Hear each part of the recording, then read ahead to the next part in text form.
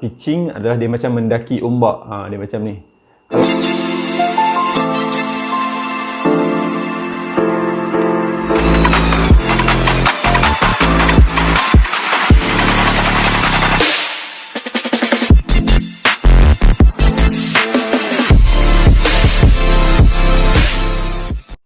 Assalamualaikum, selamat sejahtera. Aku Fakin Tokai. Welcome to my channel. Kita sembang santai cerita tentang tentera. Kepada yang follow cerita aku, kisah tentang kehidupan di kapal. Jadi untuk video kali ini aku nak teruskan dengan siri kehidupan di kapal lah.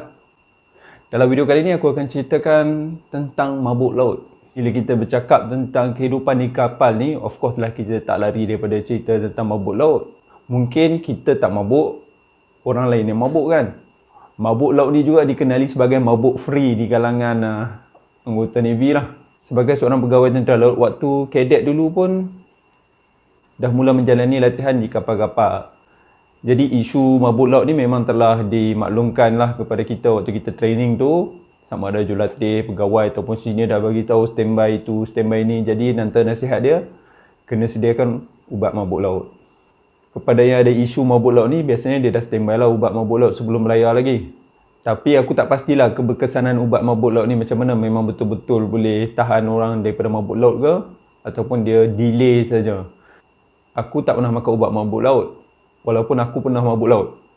Sebab kalau setakat laut biasa-biasa je aku tak mabuk. Orang yang perlukan ubat mabuk laut ni, bagi aku waktu laut biasa pun setakat goyang sikit-sikit dia dah mabuk.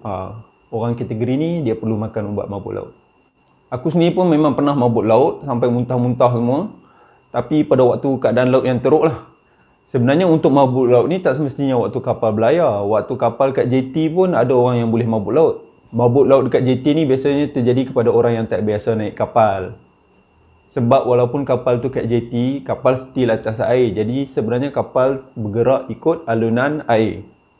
Orang yang memang hidup atas kapal, dia rasa tak ada apa-apa benda tu. Bagi orang yang tak duduk atas kapal, pergerakan sikit ni bagi dia amat ketara.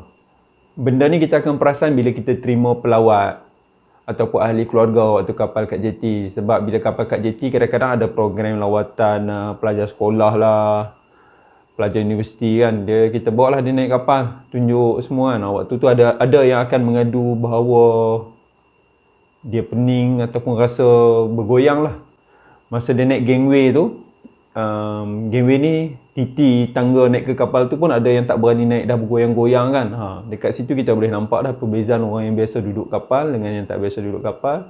Sekaligus membezakan siapa yang akan mabuk laut dengan siapa yang susah nak mabuk laut. Apa punca mabuk laut ni? Punca mabuk laut ni tak salah aku akibat kita punya gegendang telinga yang ada balancing badan kita tu kan. Bila banyak pergerakan, dia menyebabkan kita punya badan ni hilang balance dan juga kita pening lah. Jadi pada waktu kapal berlayar, biasanya akan berlaku pitching dan rolling. Pitching dan rolling ni adalah jenis pergerakan kapal lah. Pitching adalah dia macam mendaki ombak. Dia macam ni. Kalau rolling, ombak dari tepi, kapal akan ke kiri, ke kanan, turun naik macam ni.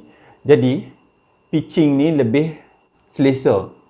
Walaupun waktu ombak besar, dia tak memberikan kesan yang banyak kepada orang yang mabuk laut. Tapi kalau rolling, walaupun sedikit, memang mudah orang untuk mabuk laut. Jadi pada waktu kapal berlayar, biasanya kita akan cuba sebolehnya untuk dapatkan pergerakan pitching. Sebab bila pitching ni banyak kelebihan dia, antaranya anggota yang tengah off duty dia boleh dapat rehat yang secukupnya. Barang-barang dalam kapal ni pun kebanyakannya kita susun untuk pitching punya situation. Kalau rolling, barang akan mudah jatuh. Walaupun barang memang kita akan kemas dan ikat. Kalau yang mana mudah jatuh, dia ada cara dia lah untuk simpan. Tapi seboleh-bolehnya memang kita nak bagi kapal tu dalam pergerakan pitching. Dalam video aku sebelum ni, aku pernah cerita yang kapal besar dia lebih stable berbanding kapal kecil.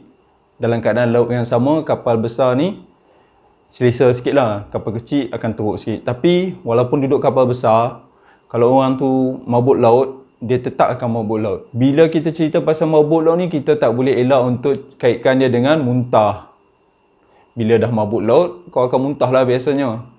Antara perkara yang aku tak boleh lupakan adalah waktu kadet. Waktu kadet tu, aku dan batch aku naik ke di Sri Indah Sakti. Ramai lah sebab dia ada bilik untuk kadet, boleh duduk ramai-ramai. Jadi Kita naik KD Serinda Sakti dan masa tu kita berlayar ke Labuan dan Sabah lah, tak salah aku.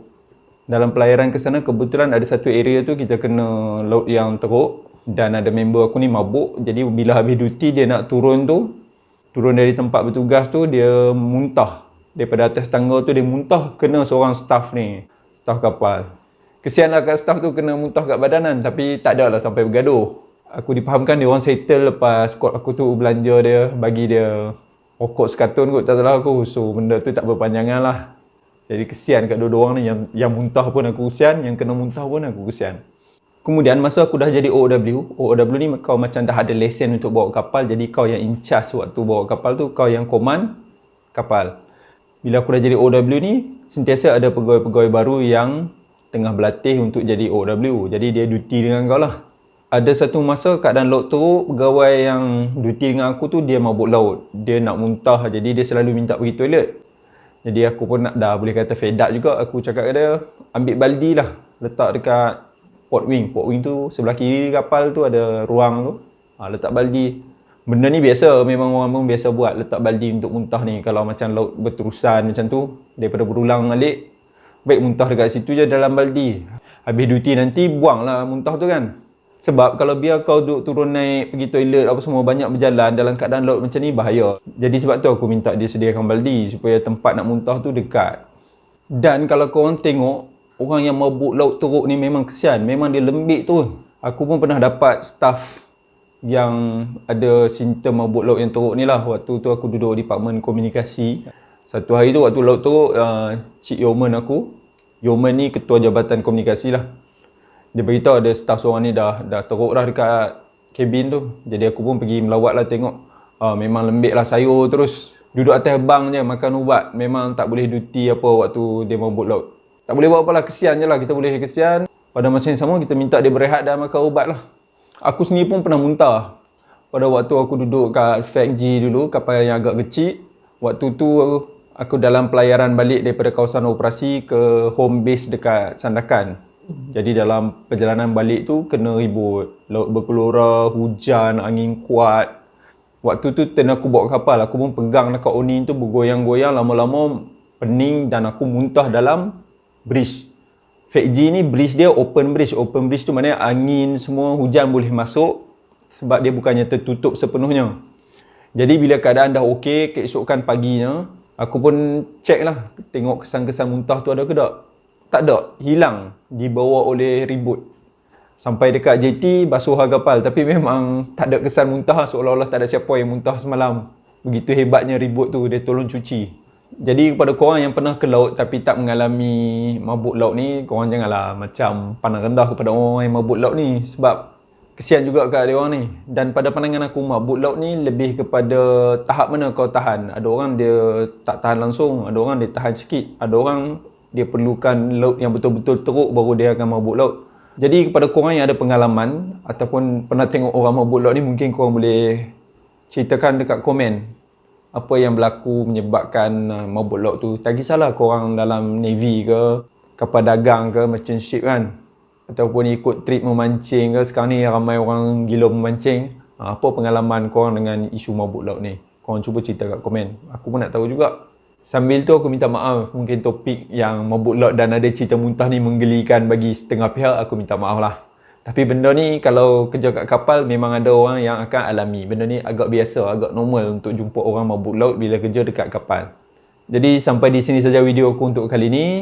Kita jumpa lagi di video akan datang. Aku Fakin Tokai. Terima kasih. Assalamualaikum.